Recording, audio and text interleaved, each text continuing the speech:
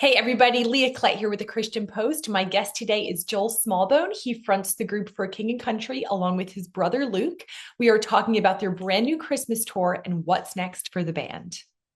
Ta-da! Hello. I haven't talked to you in a minute. Typically I see you or Mariah on like somewhere, but it's been a minute since we've chatted. Well, you're my. This is kind of funny. Other than the interview I did earlier this morning, you're like my first interview this year, basically. Because the only thing we really supported at the beginning of the year was we did that Psalm 40 U2 release, like over Christmas or whatnot, but or in the new year. But that's it. We've just been working on music and movies and being at home and all the things. Okay, well, tell me what's been going on. You guys are stepping into a brand new chapter. What are Right. you expecting from For King and Country? Yes, I'll say this as a sort of tease slash spoiler alert. We have been working very hard in the studio on our fifth studio album. We have been working on a couple feature films, but you're just going to have to wait. We're just going to have to do this again for for all the other details. But look, it's been a very restorative year. You know, when Luke and I talked about this last year, we were in London, we were promoting Unsung Hero, and we said, what if we take a year off touring? I don't think either of us knew. I said to him the other day, we were talking, I was like, man, I think we're going to look back on this time away from everything and away from the road and recognize that it was one of the most important things we ever did as a duo. Just recalibrating, being like I'm literally in my living room, like being at home, um, working on music. Because Leah, usually when we're working on music, we're touring, we're in the middle of all of this stuff, and we just got to make it our full-time job. So it's been um it's been fascinating. And from year to year, the only shows we will have done was Christmas last year in London and New York, and then the Opry, and then Christmas. These are Christmas appearances this year. So it's just we're literally going leapfrogging from Christmas to Christmas. Yeah, Christmas has been such a theme for you guys. The right. Little Drummer Boy, I think, is just played on repeat in our house, even though it's not Christmas. Your rendition. Sorry about that. What keeps drawing you guys back to Christmas music and shows? You know what's fascinating, dear, is that I say this every year and I mean it every year. It's like the fact that we once a year, and particularly in 2025, have this moment that we get to be reminded that there is forgiveness, that there is redemption, that there is love, and that there is hope and joy, and these great attributes that humanity strives for, and that there is this baby that literally flipped the world on its head and flipped BC into AD and all the rest of it is it's like it's so pivotal to me. It's so pivotal to our humanity. It's so pivotal. It's like this grand reset every year.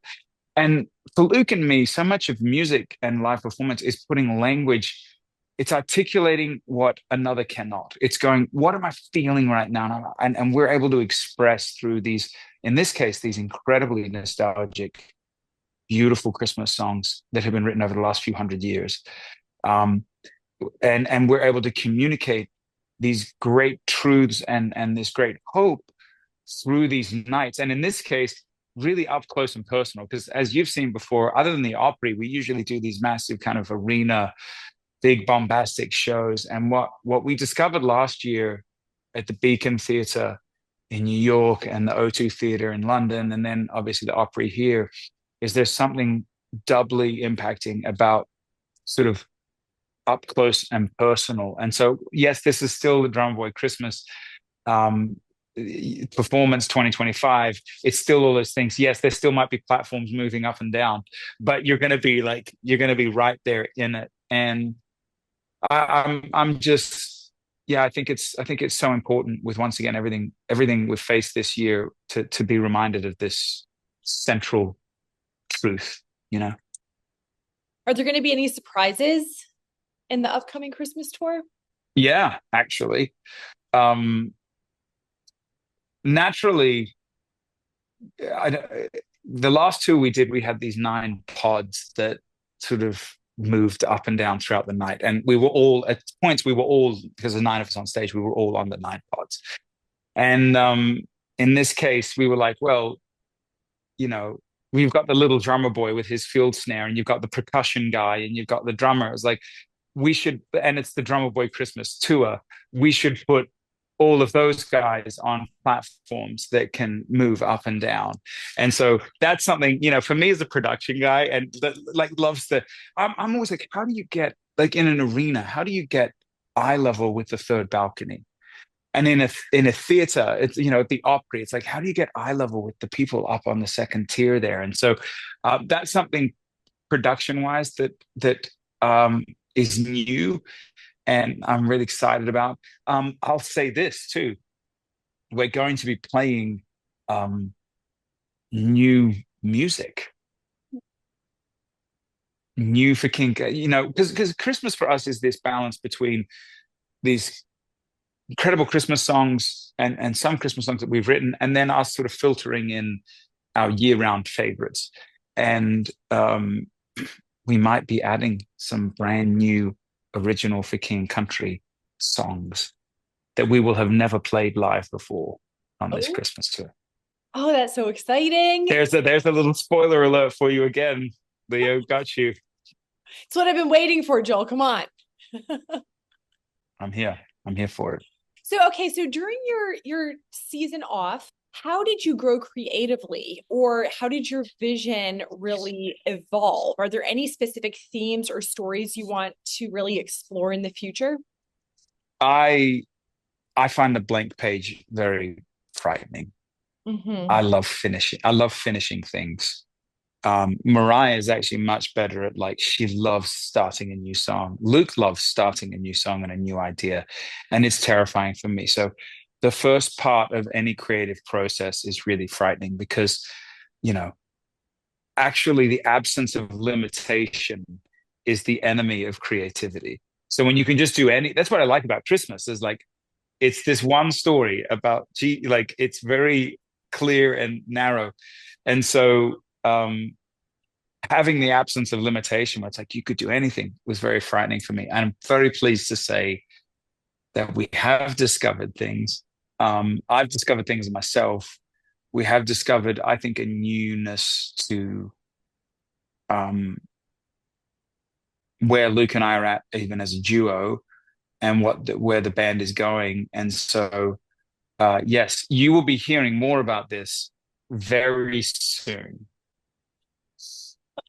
I love it. Okay. Any other tricky ways to try and get around it? For Mm. King and Country has appeal across generations. Um, what is the secret to your ability to do that, especially in your Christmas music, in your Christmas tours? Yeah. By the way, it's the greatest compliment. Dad always says, we want to be a group that appeals from ages 2 to 82, you know, or 92, in that if you can grab the hearts of, yourself and your kids and your parents, I think you've really done something special. Some of the greatest pieces of art, be it movies or music, are pieces that speak to generations. That's what I love about what Pixar does, is like we can watch it as adults and the kids can watch it, and we all take something different from it. I think an important aspect of it is you're so faithful to scripture while doing it. And I think that's a really tough balance to find in music. Gee, I think there's so much to it. First of all, there is intention, right? Like, we always want to create an environment. The greatest compliment is seeing your kids at a performance. Like, if we can create an environment that kids can come to, then I think we've done something really right. And by the way, if a song resonates with a kid, then you've done something right, because you and me and our generation, we're chasing fads and what's cool, and and kids, it's just innate. It's just, it either speaks to them or it doesn't. So I think part of it is, even on the road, Mariah and I have four godchildren, being Luke's and Courtney's kids, and most of the time, one or two or three or all four of them are out on the road. You've seen it backstage with us. There'll be, there'll be toys backstage and ponies backstage. And so we really like bring family. Ever since we traveled with Rebecca, it was always about bringing family along. I think that's a massive part of it. And then I think we never we never constricted ourselves, our message, like you said, the heart of what we do, the sound of what we do, or the presentation of how we do it. We've never been like, this is our age demographic. We're never like, we're for, the 40-year-olds or the 10-year-olds. Or like, we've just never played that game. It's like my understanding is that this is the universal language. Music should be for everyone. And so we just, anytime we start feeling like we're cutting, you know, people groups or age groups out, we just go, no, no, this is we can do something that's for everyone, and it still be us. I think it's just innately in us. Um, and so it's funny you asked me to put language to it because it's just kind of what we do. But again, what a great compliment when you look out at these Christmas shows and or these performances and you see literally every generation represented in the room.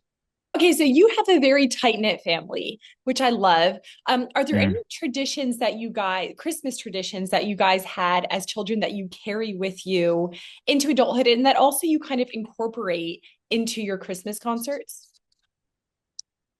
Well, we do love, and we're a bit of a broken record. I do love sharing the difference between Australia and American Christmases because, Australia is such a fascinating. The Southern Hemisphere is just fascinating because all the seasons are flipped, right? And so Christmas falls in the summer, and we've adopted all your American traditions and songs, and so it's very confounding to be singing about snow and the winter wonderland and all the rest of it when you're having a barbecue on the beach. But I, one of the things that we always did, and it was sort of a joke that like by the time Santa Claus got down to the Southern Hemisphere, because it is so far away from the North Pole, he was so exhausted that he couldn't be bothered wrapping presents anymore. So what we would do is we put like basically a pillowcase or a sack or a trash bag and we decorate it. We put it on the end of our bed. And instead of, because we don't have chimneys in Australia, because it's not cold enough to have chimneys.